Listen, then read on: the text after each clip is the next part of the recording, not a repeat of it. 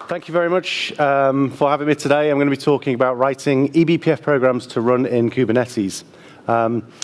So this is kind of what we're going to cover. We're going to talk about eBPF, what it is, what it looks like, how you create eBPF programs, the general use cases for eBPF programs, then kind of the pitfalls that you may encounter trying to run those eBPF programs within Kubernetes, and then quickly, future of eBPF, and some other resources that might be useful to you. There was going to be a demo. There's probably not going to be a demo now because my laptop is not playing ball, but maybe I'll try and find a way to show you that if you're interested at a later point. So we'll kick things off because I've got quite a lot of content and not a huge amount of time. What is eBPF? So for people who are kind of coming to it for the first time, eBPF did kind of stand for Extended Berkeley Packet Filter. It's based upon an older technology called BPF and has been extended as such. And eBPF's role originally was down to packet filtering, as in network packet filtering. It's been extended to do a heck of a lot more. And the main goal really is that it makes an existing kernel programmable in that we can do really what we want to a running system without making physical changes to its existing code as such.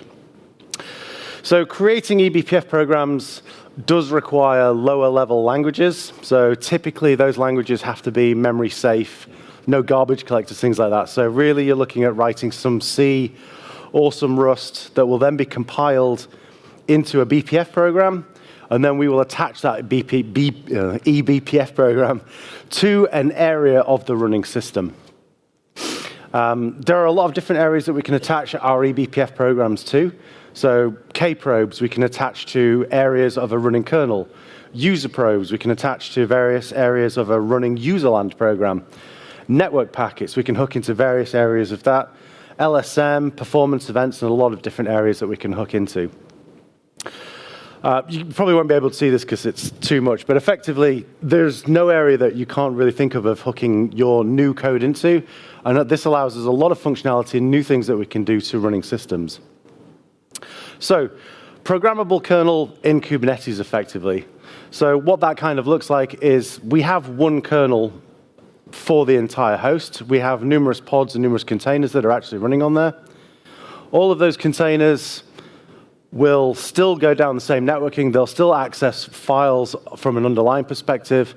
We can hook into all of that from eBPF. We don't need to have things running everywhere. Our eBPF programs running inside that singular kernel gives us visibility into everything that's actually happening in there. Every file access, we can see that. Every packet that traverses the system, we can see that from a certain perspective. Again, there are pitfalls, and I will talk about those in a second. So, this is a very, very short example. There will be more C code for those that love seeing C code, but effectively, this is a very quick, yeah, there we go. We've got one person at least. This is a very quick eBPF hello world. There's only about 5 lines on it, but effectively, the main first line that you really need to care about, should you care about, is effectively that this is going to be a K-probe, and we're going to hook into a function inside a running kernel, which is the sysexec function. So effectively, any time that function is called within the kernel, the first thing that will happen is our code will actually run. So we're actually changing the behavior of a running system without kernel modules, without taking that kernel and recompiling it. We've hooked into it, and we can enforce changes, or we can observe what's actually happening there. So when this is actually running, every time anybody starts a program, I type ls and press enter. Anytime anything is executed, we're basically just printing out a debug message at this point. That's the most simple and obvious way of doing a hello world in eBPF. So we've just hooked into an easy function here. So as you can see, this depends on the context. So we basically can pass in what's actually happening in here. And then the script down at the bottom is printing from the debug logs. So this is where the dtrace messages go. This exists on all systems that have eBPF enabled on them, which is pretty much everything in the last 5 or 6 years or so. So whenever we do a BPF print, they're always written to this tracing pipe. And that's effectively how you're going to debug your eBPF programs. Now, there are a lot of different things you need to be aware of. As eBPF programs run within the kernel, we need to think about how we're passing messages to that program that's now attached to a function inside the kernel. And we also need to think about how we're going to get data out of that. So if we're wanting to watch what's actually happening in there, We need a way of that eBPF program writing information to something that the user land can see. So we may want to pass it off to logs. We may want to graph it. We may want to pass data back into it. And the way that we do that is through the concept of an eBPF map. And that is the way of effectively sharing between user land and what's actually happening in an eBPF program. So eBPF maps are a very simplistic way of doing these sorts of things, but there's a number of different types of maps. The most common map that you'll typically see is a hash map, very quick lookup. So we will basically have something that we want to look for, it's a key value. And if that value already exists, then we'll be able to get that information out and pass things backwards and forwards. And then the other one that typically you'll see, and there was a demo of it, is effectively would be a ring buffer. So everything that actually happens, so if we're logging things, we'll pass all that information onto that ring buffer, where the user land side of things will be sat listening to the same buffer and take things off there. So effectively a circular way of passing information between what's actually happening in the kernel and passing that to user land. Let's say there's quite a lot of different types of maps, but typically the hash map and the ring buffer are the main ways of getting information backwards and forwards. So we're putting code inside a running kernel. For most people, that would send shivers down their spine and have them running for the door, because it's quite a crazy concept. And prior to that, we had things like kernel modules. They were the only way of effectively changing a running kernel. And they've caused no end of problems throughout the years as well. Different versions of the kernel mean that a different kernel module won't necessarily work. Kernel modules are injected into an existing kernel. If there's a panic in the module, there's a panic in the kernel. You've effectively wiped out the running server as such. So one of the key concepts, the core tenets of eBPF, is that it is safe to run. And there's a number of ways that they guarantee that an eBPF program attached to a server can't actually negatively impact its behavior. So the main way that we do that, and you can't see that, I can see it on here, I can't see it on my screen very well, is that the code that you write that is compiled to eBPF is limited in the way that you can write that code. So what does that actually mean? It means that you can't have unbounded loops, something that's going to run forever. If you put something like that in the kernel, that loop that runs forever means that you've effectively caused a blocking operation and the kernel will stop responding. So the code that you write has to be limited in a number of behaviors. You need to make sure that you always know how much data you're addressing. So if you ever try and access anything too big, that again would cause a panic inside your program, panic inside the kernel, system is dead, etc. So there's a number of ways that the eBPF subsystem will make sure that your code is okay. Yeah, so I've already kind of explained what limited means, but the way that it works is there is a thing called the verifier. So our eBPF code has to be safe. It's checked in a number of different places. It's checked when it's compiled, and it's checked when it's ran. So the eBPF verifier is effectively the bouncer to the nightclub kernel, and its job is to effectively ensure that as your eBPF code is ran, that it doesn't do anything that the verifier it wouldn't necessarily allow. So as I mentioned, no infinite loops or infinite recursion. That you can only access correct data that you know that the code knows about. So you can't just spuriously point pointers at various memory structures, cause panics from that perspective. If your program was a network program that was accessing data, again, you would need to bounds check everything. The verifier unrolls absolutely everything and tries various permutations before it will allow your code to run. So it will be able to detect if you're pointing at things that haven't been assigned. So if you create a pointer but don't create some memory for it to look at, that's a pointer to nothing. The verifier will say no, simply not allowed. If your loop doesn't ever end, the verifier will say no. Nothing can be threaded, and as I mentioned, no programs are allowed to read uninitialized memory. So that is effectively how the verifier, so the compiler will check a lot of these things, and then the verifier will go through a very strict series of tests on your program to ensure that it can't do anything untoward. Only once those two steps have been approved is your code then allowed to be attached to a running kernel. Finally, your eBPF code runs in its own virtual machine to again protect it from everything that's actually running. So the code that's generated from the compiler is eBPF BTF, which is byte type format. And that is effectively what is ran by the eBPF just-in-time VM. So what does it kind of all look like? So We have user land where our eBPF program is. We need a way of speaking between the two, so we need to load our eBPF program in. So we load our program. Our program is verified so that it is safe. It is then loaded into the eBPF virtual machine. We will then attach our program that's loaded to something inside the kernel. So it could be a network card. It could be various kernel events that happen. It could be user events. And then we will create our maps. And the maps, are, as I mentioned, mean that the eBPF program can write data to those maps, and user land can then actually read what's actually occurring within our eBPF program.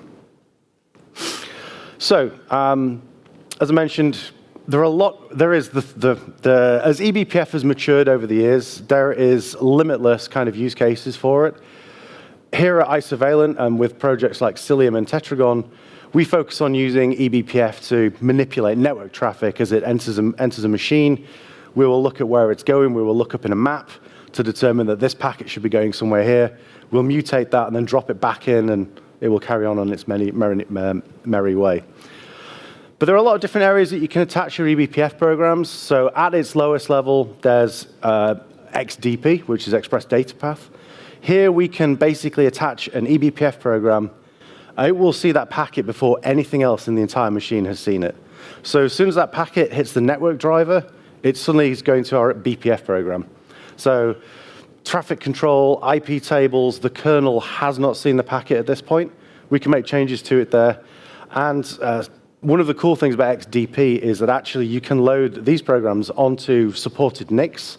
So all of a sudden you've offloaded that processing to the network card itself.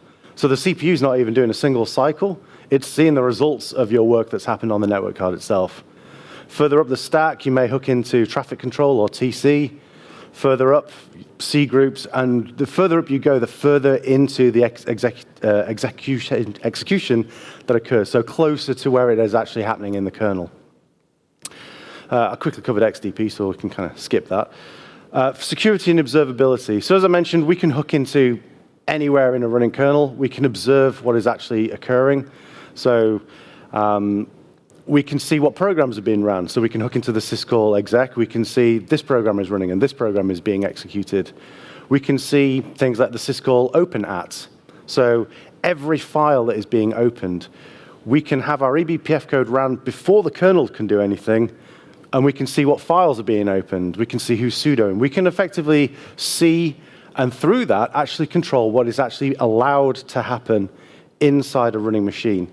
So for instance, we could say, only this process can ever access this file. If anything else does, simply don't allow it, return null from the function. And everything that happens in eBPF happens before the kernel actually executes that function. So we're effectively dynamically changing the behavior of a running system without physically changing the kernel. We're changing the path of flow and then putting things back to where they were once we've had our look and any change that we wanted to make. So as I say, it is practically limitless what we can and can allow into a running system. So this is another quick example before I fall off the back of the stage, where we're hooking into a syscall, which is, I kind of mentioned this earlier, this is the open at. And any time a file is opened on a running kernel, this will execute first. You don't need to understand all of it, but effectively what we're doing is we're plucking out the file that we're trying to access, so we're looking at the arguments of the function. So we can suddenly see the file name that's being accessed, and we're comparing that to the string /etcd password. We can effectively then say, I've commented this bit out, but we can effectively say, what we're actually going to do is we're going to change that to dev null, and then we're going to kill the function that tried to access /etc password by sending it a 9 signal, which is sigkill. So we're hard coding the behavior here inside a running kernel. We could do a map lookup to see what's the process ID, and if it's the process ID that we don't want to do that sort of stuff. But there's no way around this behavior that we've now implemented and attached to the running kernel. There's no way of, we've effectively made that the way that this kernel is actually going to behave from now on. And that's typically what this looks like, eBPF will look like. So, loading an eBPF program. I'm going to get a bit low level for a second, so I'll try not to glaze over too much, but an eBPF program isn't ran on its own. You don't compile it and run it. It needs first loading, And then secondly, it needs attaching. So as I mentioned, when we load, we go through the verifier. Once it's successfully loaded, we then need to say, this piece of code is attached to this particular area inside the kernel, and that's now the new code path. So there are a couple of different ways of loading your eBPF program.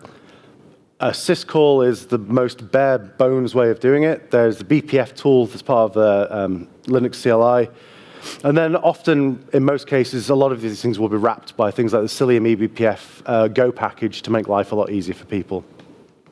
So this is what the syscall looks like for those that are interested. It's effectively a C syscall, and this here is string would actually point to where the eBPF object code actually lives. Alternatively, you've taken your C code, you've compiled it to an object, you would use sudo bpf tool program load. That will go through the verifier. You'll either get an error or you won't, and things are happy. That code has now been attached to a running kernel.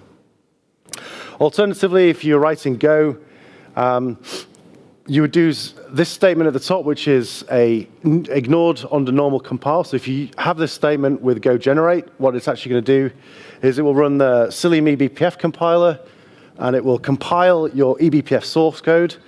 It will then take that source code, turn it into a Go object, and bind that into your Go program. So all of a sudden, you end up with a single file with your Go code, your eBPF code, a wrapped loader, and then everything else that you want to do with eBPF. So it effectively is a full framework for managing your eBPF programs, attaching them, interacting with those maps and things like that. So attaching your eBPF programs. We've got our code loaded. We now need to attach it to somewhere inside the running kernel. As I mentioned, there's a number of different places that we can do that. So TC, which is traffic control, a little bit further down the stack. XDP, right at the beginning. So as soon as frames are dropping off that NIC, we're seeing those frames and we can act upon them. Various points in the kernel called kfuncs, or even userland with things called useprobes. So this is where Kubernetes makes things kind of difficult. So eBPF in Kubernetes, I kind of didn't really need to write all this. There's only really two places you can kind of think of. You're either going to try and load your eBPF program outside of the cluster, or you're going to try and load it inside of the cluster. And both of those require a bit of thought process because it's all going to impact what it is that you're actually seeing in your eBPF program. So with your eBPF program outside of the cluster, you're going to be in a position where the things that you're seeing are typically haven't been impacted by anything inside the cluster. So networking traffic won't have been impacted by kube proxies, IP tables rules, and things like that. And also, if you're changing that traffic, things like IP tables are not going to understand the packet that it's suddenly receiving. It will have had potentially its source or destination changed. The rules won't match anymore, and your traffic won't make sense to the Kubernetes cluster. So you need to be aware, if you're wanting to run and write your eBPF programs externally to the cluster, you need to be aware of these things. Additionally, uprobes. If we're wanting to attach our eBPF program and understand what's actually happening inside a running application, we typically will bind to its libraries. So the demo that I'm not going to do today, sadly, we were going to bind to libSSL. So we were going to bind to the functions SSL read and SSL write. And what we can do there is actually we can read encrypted data straight out of the SSL library. So if I was to do a curl to the outside world, anything in between is just encrypted data. Nothing can read that. We could do a TCP dump, and it's just nonsense. Only the results of the SSL write inside the curl program gets that decrypted data, because SSL has done the end-to-end encryption. Hooking into that library, we can slurp things out sideways, and we can pull encrypted data out of SSL without anybody none the wiser. So that's what we're going to do for a uprobe. But in order to do that, we need to attach to the libSSL that curl was actually using. Now, Kubernetes makes that difficult because we need to find that library. And outside the cluster, that brings us to a bit of a conundrum. I'm going to delve into that in a second or so. Inside the cluster, we need to think about how we're going to bundle our eBPF code into those pods so that we can find the libraries and the things that we actually care about. Again, if we mutate traffic inside the pod coming out, it's again in a position where, if we do source natting, for instance, by changing the source address, Again, kubeproxy is going to see that and think, well, it's nothing to do with me. I don't understand. I was expecting traffic coming from a pod IP and things like that. And if we change all of that, worst case scenario, we need to write a lot more code somewhere else on that path to kind of reconnect the dots that we've actually fundamentally broken. So we don't really need to look at that, but effectively, this bit here is where your eBPF program can be attached. Then you've got this huge amount of IP tables, chaos, and then you've got egress, and this is where traffic kind of comes back out again. So we can simplify this a little bit. So there's our process. Here is traffic coming in from the network card. And as I mentioned, the first place we can write our eBPF code and attach it is XDP, so Express Data Path. Nothing else is attached, nothing else has mutated or changed any of the traffic at this point. If we don't do it there, it will hit the kernel and what's called an SKB will be allocated. That's the socket buffer. And then we can attach to TC ingress. So this is traffic control. So we can attach our code here and make changes to that packet. So typically what Cilium does is traffic is coming into a box. If we don't make changes there, then it just goes to IP tables. This isn't a slight on IP tables. What I'm saying out here is the IP tables rules inside a Kubernetes cluster do look a bit like a tire fire. And then once IP tables has done whatever it needs to do to the packet, it will eventually go to that process that's running inside of the pod. So we need to be aware of like where we want to attach because it's the results of what we're going to see is going to be important there. And then on the reverse end, again, our process will execute, it will send traffic in the other way. IP tables hits it first because it's all still in the kernel. So madness and chaos will ensue here. And then eventually the packet will pop out of the other end. And that's when your TC egress would actually see it. So if you wanted to do things like source natting, it's more than likely already occurred here. And you're left with the results on this side. And that becomes a bit hard for you to again work out what it is that you're looking at should you be trying to do some clever networking eBPF from that perspective. So we're going to step through a bit of code here. Again, you may glaze over a little bit, but this is effectively what you would need to do if you were to do some TC egress or XDP and things like that. So this is a frame. Well, it's not quite a frame, but it's a box with some zeros and ones in it. This is effectively what you will get when you create a TC program. Your program will get the socket buffer, and then inside that socket buffer will be two pointers, one to the beginning and one to the end. So our blob of data effectively looks like this. That doesn't mean anything. It's just a series of random data. So we need to extrapolate from that what we're actually looking at. So we do that quite simply. We always know that it's a frame. So if we create an Ethernet header pointer and point to the beginning of the data, we now know that we have the Ethernet frame. We can effectively think of it like a cookie cutter that we've put on top. We now know that those 16 bytes equal 2 MAC addresses and some other bits of data that we may or may not care about. So once we've casted that, we can look at what's inside it, make sure it's an Ethernet IP packet, and carry on moving down the stack. So after the Ethernet frame, if we look at the size of the Ethernet frame, we create a new pointer and look at that IP header. All of a sudden then, we can determine the contents of the IP header, source IP, destination IP, what's the protocol inside the rest of the packet? Is it TCP? If it's UDP, return 0, we don't care about it. And if we don't care about it, it just goes on in its merry way. We're not changing anything, the packet just carries on flowing. So we know it's TCP, we do the same thing again, so look after the Ethernet header, look after the IP header, cast that to a TCP header. We can now look at the ports, and at this point we understand the concept of everything about that packet. We know where it's going, where it's coming from. We understand to a degree some of the application behavior due to the destination ports and the source ports. So what does that actually done? And additionally, we want to calculate the end of all of this as well. So TCP headers are variable length. We work out how big the TCP header is, point to everything after that, and that's application data. So we now have all of those headers and what's actually inside the packet itself. So if we quickly overlay this, we've got all of that data. We now have the Ethernet header, which we can look inside of. We now have the IP header that we understand and can look inside of, TCP header, and then we've got the remaining data and the offset. So most people, when they're writing TC programs, will really care about these two. They may be looking at source and destination of each packet. They may want to change that and send that on its merry way. But you can actually do application layer 7 specific stuff as well. So for instance, the remaining bytes here, we could basically do a string lookup to find out if it's HTML based upon the HTML standards, and basically disallow or allow stuff based upon if there's a get and a slash and a this, that, and the other. So we could do all of those sorts of things as well. So that's typically what it looks like when you're writing code that will deal with networking. From an application perspective, and I mentioned about uprobes, when we're wanting to change existing behavior or mutate or observe, then we're typically going to hook into kprobes or uprobes. And as mentioned earlier, we're presented with a bit of a conundrum of finding those libraries thanks to the concepts of Kubernetes. So you really only have two options. One is looking at it from outside the cluster.